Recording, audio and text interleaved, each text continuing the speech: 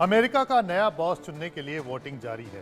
भारतवंशी कमला Harris की जीत के लिए दक्षिण भारत में लोग पूजा कर रहे हैं, तो ट्रंप ने चुनाव से पहले मिशिगन में अपनी आखिरी रैली को संबोधित किया।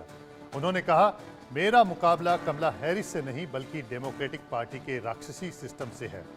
ट्रंप ने अपने वोटरों से घरों से निकलने और वोट करने को कहा।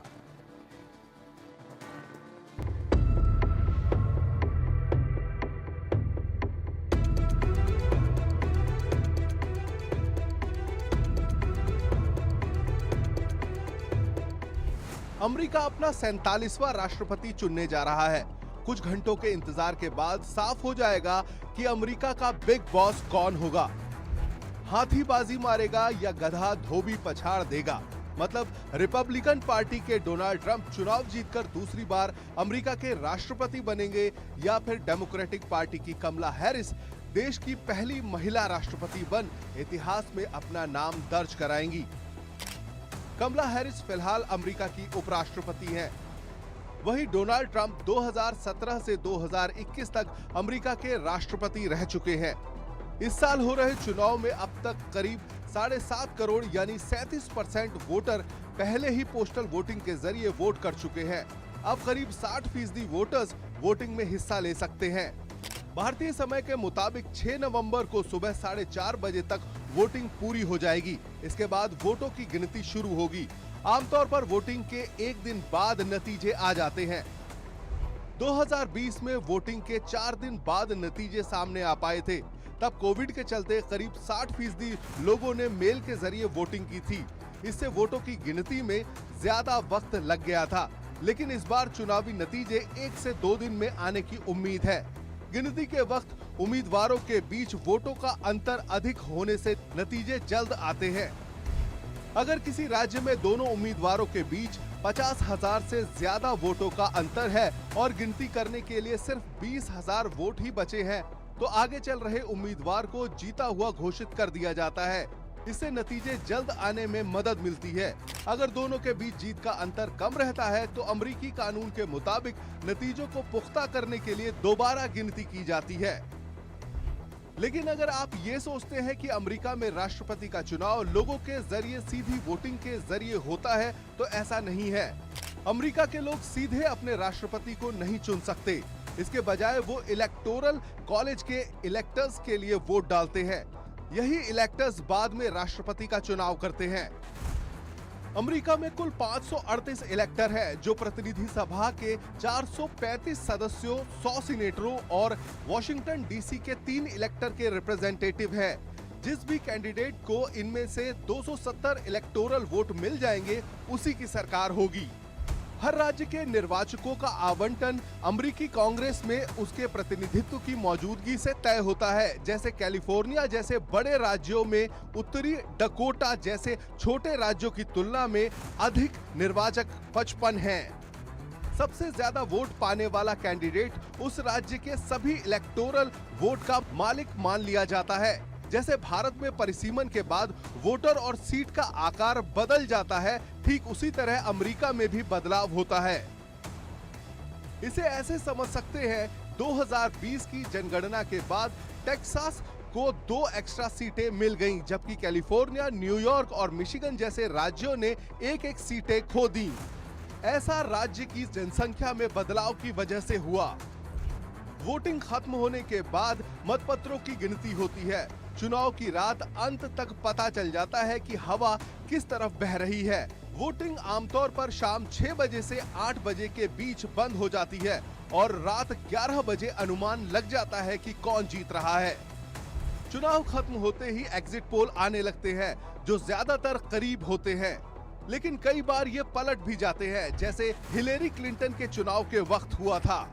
चुनाव प्रक्रिया का अंतिम चरण दिसंबर में होता है, जब इलेक्टोरल कॉलेज औपचारिक रूप से अपने वोट डालता है।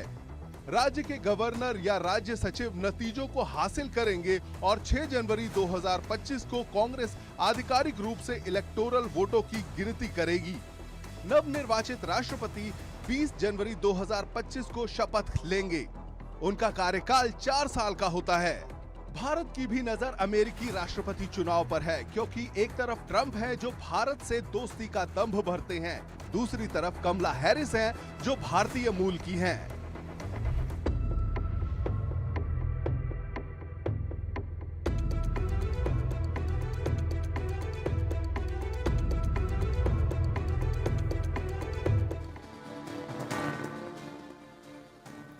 डोनाल्ड ट्रंप और कमला हैरिस की किस्मत का फैसला काफी हद तक स्विंग स्टेट तय करेंगे। स्विंग स्टेट्स के हाथ सुपर पावर। स्विंग स्टेट्स वो राज्य है जो नतीजों को कभी भी पलट सकते हैं। यहाँ कांटे की टक्कर रहती है। ये राज्य कभी भी एक ही पार्टी के लिए वोट नहीं करते। एक तरह से आप इन्हें फ्लोटिंग वोट्स की तरह फ्लोटिंग राज्य समझ सकते हैं। राष्ट्रपति चुनाव में जिन 7 स्विंग स्टेट्स को महत्वपूर्ण माना गया है, उनमें बहुत कड़ा मुकाबला है। Pennsylvania, Nevada, north Carolina, Georgia और एरिजोना से ट्रंप आगे चल रहे हैं। वहीं विस्कॉन्सिन और मिशिगन से हैरिस आगे हैं।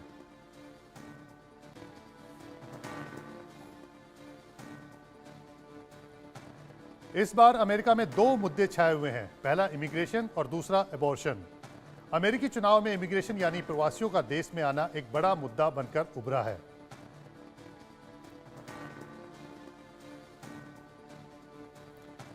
2000 से 2010 तक अमेरिका में 1.4 करोड़ प्रवासी पहुंचे थे। इनमें से 10 लाख अमेरिका की नागरिकता भी ले चुके हैं। इनमें सबसे ज्यादा चीन, भारत, मैक्सिको और फिलीपींस के लोग थे। दूसरी तरफ देश में अवैध तरह से दाखिल हुए अप्रवासियों को रोकने के लिए 3200 किलोमीटर लंबे मैक्सिको अमेरिका बॉर्डर पर निगरानी बढ़ा दी गई। साथ ही यहां बैरियर भी लगाए गए। रिपब्लिक उम्मीदवार डोनाल्ड ट्रंप ने हाल ही में अप्रवासियों को राक्षस और जानवर तक कहा था। ट्रंप ने वादा किया है कि अगर वो राष्ट्रपति बनते हैं तो अमेरिकी नागरिकों की हत्या करने वाले अप्रवासियों को मौत की सजा देंगे। इमिग्रेशन के बाद जो दूसरा बड़ा चुनावी मुद्दा है वो है एबॉर्शन। 1880 तक अमेरिका में एबॉर्शन करवाना आसान था और कानूनी था। 1873 में अमेरिकी कांग्रेस में कॉमस्टॉक लॉ पास करके एबॉर्शन की दवाओं पर बैन लगा दिया गया था। 1900 तक लगभग सभी राज्यों में गर्भपात बैन कर दिया गया था। एबॉर्शन तभी किया जा सकता था जब प्रेगनेंसी में मां की जान को खतरा हो। 1960 के दशक में अमेरिका में महिलाओं ने अपने अधिकारों के लिए आंदोलन शुरू किया। 1973 में रो बनाम वेड मामले में सुप्रीम कोर्ट ने अमेरिका में गर्भपात को लीगल कर दिया। हालांकि तब से 2017 तक एबॉर्शन के एक्सेस को लिमिट करने के लिए 1000 से ज्यादा कानून पास किए गए। इन कानूनों के विरोध में और एबॉर्शन के अधिकार के लिए अमेरिकी महिलाओं ने कई बार प्रदर्शन किए हैं। इस मुद्दे को लेकर महिला मतदाता कमला हैरिस की तरफ झुकी हुई हैं, जबकि ट्रंप को पुरुषों का अधिक समर्थन मिल रहा है।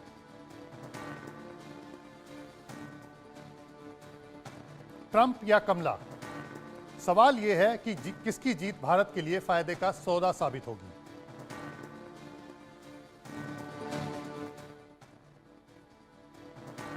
डोनाल्ड ट्रंप कमला हैरिस भारत से दोस्ती भारतीय मूल की है। प्रधानमंत्री नरेंद्र मोदी और डोनाल्ड ट्रंप के रिश्ते काफी गर्मजोशी भरे रहे हैं। ट्रंप के दौर में प्रधानमंत्री मोदी की उनसे जितनी भी मुलाकात हुई वो जोश से भरी रही, चाहे वो अमेरिका में हुई हो या फिर भारत में। ट्रंप कई बार प्रधानमंत्री मोदी की सार्वजनिक तौर पर तारीफ कर चुके हैं और उन्हें अपना अच्छा दोस्त बताते हैं। उधर 2020 के अमेरिकी चुनाव से पहले प्रधानमंत्री मोदी ने स्लोगन दिया था, अब की बार ट्रंप सरकार। यह अलग बात है कि ट्रंप वो चुनाव हार गए, लेकिन दोनों नेताओं की दोस्ती बनी रही। वहीं कमला हैरिस भारतीय मूल की है। उनकी मां श्यामला गोपालन तमिलनाडु की है और पिता जमैका के रहने वाले हैं। अमेरिका में कमला के माता पिता की मुलाकात हुई, हालांकि बाद में दोनों ने तलाक ले लिया। कमला हैरिस कई बार अपनी मां के साथ चेन्नई में नाना के घर जा चुकी है, लेकिन सवाल यह है कि क्या कमला को भारत वाकई पसंद है। कमला की जीत के मायने रहेंगे, पहले बताते हैं। कश्मीर को लेकर रुख साफ नहीं है। भारत के मुद्दों पर वो लगातार चुप रही हैं। टिम वॉल्स का चीन को लेकर सॉफ्ट रवैया है। डेमोक्रेटिक सरकारें H-1B वीजा के लिए बेहतर है। रिन्यूएबल एनर्जी को बढ़ावा देने के पक्ष में है कमला हैरिस। उधर ट्रंप प्रधानमंत्री मोदी के अच्छे दोस्त हैं, तो कमला भारतीय मूल की हैं। ऐसे में यह समझना जरूरी है कि भारत के लिए इन दोनों की जीत के क्या मायने हैं। कमला हैरिस के हालिया बयानों और पिछले मुद्दों पर उनके रुख को देखते हुए यह कहना मुश्किल है वो भारत के समर्थन में है या नहीं। भारत ने अगस्त 2019 में जब जम्मू कश्मीर को विशेष दर्जा देने वाले आर्टिकल 370 को निरस्त किया था, तो हैरिस ने इसके खिलाफ बयान दिया था। कमला हैरिस ने कहा था, हमें कश्मीरियों को याद दिलाना होगा कि वो दुनिया में अकेले नहीं हैं। हम इस स्थिति पर नजर रख रहे हैं। अगर स्थिति की मांग होती है तो हमें दखल देने की जरूरत है। अमेरिकी उपराष्ट्रपति रहते हुए कमला हैरिस भारत के मुद्दों पर कमोबेश चुप ही रही हैं। प्रधानमंत्री मोदी जब अमेरिका के स्टेट विजिट पर गए थे, तब उनकी कमला हैरिस के साथ भी मुलाकात हुई थी, लेकिन मुलाकात की तस्वीरों में दोनों के बीच में कोई केमिस्ट्री नहीं देखने को मिली। वहीं बाइडेन प्रशासन ने भारत के कई घरेलू मुद्दे पर बयानबाजी भी की है। अल्पसंख्यकों और मानवाधिकारों के मुद्दे पर वहां के मंत्रियों ने भारत में लोकतंत्र की स्थिति को लेकर सवाल भी उठाए हैं। कमला हैरिस का राष्ट्रपति बनना भारत के लिए समस्या खड़ी कर सकता है, क्योंकि उनके उपराष्ट्रपति उम्मीदवार टिम वॉल्स के चीन के साथ संबंध है। हालांकि इमिग्रेशन के मामलों पर कमला हैरिस का जीतना भारत के हित में होगा। कमला हैरिस H-1B जैसे स्किल्ड वर्कर वीजा का एक्सटेंशन करने के पक्ष में है। इससे भारत के IT क्षेत्र में फायदा होगा। अमेरिका में डेमोक्रेटिक सरकारें H-1B वीजा के लिए बेहतर रही हैं। कमला हैरिस रिन्यूएबल एनर्जी को बढ़ावा देने के पक्ष में है। हैरिस ऊर्जा के गैर परंपरागत स्रोतों यानी रिन्यूएबल एनर्जी को बढ़ावा देने के पक्ष में है, जिसके लिए भारत ने भी एक महत्वाकांक्षी लक्ष्य रखा है। भारत को उम्मीद है कि इस दिशा में उसे अमेरिका से अत्याधुनिक तकनीक मिल सकती है। अगर कारोबारी लिहाज से देखें तो कमला हैरिस की जीत से भारतीय बाजार में मोटे तौर पर स्थिरता बने रहने की उम्मीद है। हालांकि अभी नहीं कहा जा सकता कि कमला हैरिस पूरी तरह बाइडेन की राह पर चलेंगी। वो एक इंटरव्यू में ये भी कह चुकी हैं कि उनका दौर बाइडेन से अलग होगा। यह दौर उनके अपने निजी और पेशेवर अनुभवों पर आधारित होगा। यदि इन राष्ट्रपति चुनावों में कमला हैरिस अमेरिका की नई राष्ट्रपति बनती हैं, तो वो बाइडेन एडमिनिस्ट्रेशन की जो एग्जिस्टिंग भारत के प्रति जो नीतियां हैं उनको वो आगे बढ़ाने का ही कार्य करेंगी। और जहाँ तक उनके भारत के जो आंतरिक विषय कश्मीर का प्रश्न है, तो जाहिर है कि वो बाइडेन एडमिनिस्ट्रेशन की तरह से ही उन विषयों को नहीं टच करेंगी, क्योंकि भारत स्पष्ट रूप से भारत ये कहता रहा है और भारत की ये नीति रही है कि जो कश्मीर का जो विषय है वो भारत का नितांत आंतरिक मामला है, और भारत के इस आंतरिक मामले में कमला हैरिस भी कोई दखल नहीं देंगी। और जैसा कि बाइडेन एडमिनिस्ट्रेशन ने भी इसी तरीके से इस पूरे विषय को एड्रेस किया। और जाहिर है कि भारत को कश्मीर के विषय पर, जिसमें कि जो पाकिस्तान ऑक्युपाइड कश्मीर से संबंधित जो एक विषय बचा हुआ है, उस संदर्भ में भारत का ये मानना है कि ये जो पूरा विषय है ये बायलैटरल जो टॉक से ही रिजॉल्व हो सकता है। अब बात करते हैं ट्रंप की जीत के फायदे और नुकसान की। ट्रंप की पीएम मोदी से अच्छी दोस्ती है। IT कंपनियों के लिए नए रास्ते भी खुलेंगे। भारत के अंदरूनी मामलों में दखल भी कम होगा। टैरिफ के मामलों में भारत की आलोचना करते हैं ट्रंप। और अगर व्यापार के लिहाज से देखें तो डोनाल्ड ट्रंप अगर चुनाव जीतते हैं तो भारतीय IT कंपनियों के लिए नए रास्ते खुल सकते हैं। खासतौर पर अगर ट्रंप व्यापार के मामले में चीन के मोस्ट फेवर्ड नेशन का दर्जा खत्म कर दे। ट्रंप व्यापार के मामले में चीन के साथ सख्त नीतियों के हिमायती रहते हैं। वो चीन पर अमेरिका की आर्थिक निर्भरता को कम करेंगे, जिसका सीधा फायदा भारत को होगा। अमेरिका की और कंपनियों का भारत रुख करेंगी। कई जानकार ये भी मानते हैं कि जो बाइडेन के दौर में मुकाबले जो बाइडेन के दौर के मुकाबले ट्रंप के दौर में भारत के अंदरूनी मामलों में दखल कम रहेगा। बाइडेन सरकार में हमने देखा था कि भ्रष्टाचार के आरोप में अरविंद केजरीवाल की गिरफ्तारी पर अमेरिका के विदेश विभाग ने टिप्पणी की थी। भारत ने इसे सिरे से खारिज कर दिया था। ट्रंप के दौर में ऐसा होने की संभावना काफी कम दिखती है, लेकिन ट्रंप टैरिफ के मामले में भारत की आलोचना करते हैं। मई 2019 में वो भारत को टैरिफ किंग बता चुके हैं। उन्होंने कहा था कि भारत अमेरिकी कंपनियों को अपने मार्केट में उचित पहुंच नहीं देता। इस सिलसिले में कई बार वो हार्ले डेविडसन का हवाला भी दे चुके हैं। राष्ट्रपति रहते उन्होंने भारतीय स्टील और एल्युमिनियम प्रोडक्ट पर इंपोर्ट ड्यूटी भी बढ़ा दी थी। डोनाल्ड ट्रंप जो हैं अगर वो जीतते हैं और इस बार एक रिपब्लिकन पार्टी का जो उम्मीदवार है वो राष्ट्रपति के रूप में अगर अमेरिका की बागडोर संभालता है तो चीजें बहुत हद तक जो है वो बदल जाएंगी। और किस तरह से चीजें बदल जाएंगी, डोनाल्ड ट्रंप जो हैं उनकी पॉलिसीज बहुत ही अलग हैं कमला हैरिस से। तो सबसे पहले तो वो आकर के जितने भी रूस यूक्रेन जो युद्ध है उन्होंने ऐसा भी कहा है कि मैं आते ही एक 24 घंटे के अंदर वो जो युद्ध है उसे रुकवा दूंगा। और वो केवल युद्ध रुकवाने की बात नहीं है, वो ये भी कहते हैं कि यूरोपियन कंट्रीज को अपनी सिक्योरिटी की रिस्पॉन्सिबिलिटी खुद लेना चाहिए, उन्हें खुद अपनी डिफेंस पे स्पेंड करना चाहिए। तो इस तरह की चीजें जो हैं ट्रंप ने कही है उस युद्ध को लेकर के, जिससे बात बिल्कुल साफ हो जाती है कि अमेरिका फिर ये एक्सपेक्ट नहीं करेगा इंडिया से कि हम हर वैश्विक मुद्दे पर उनका साथ दें।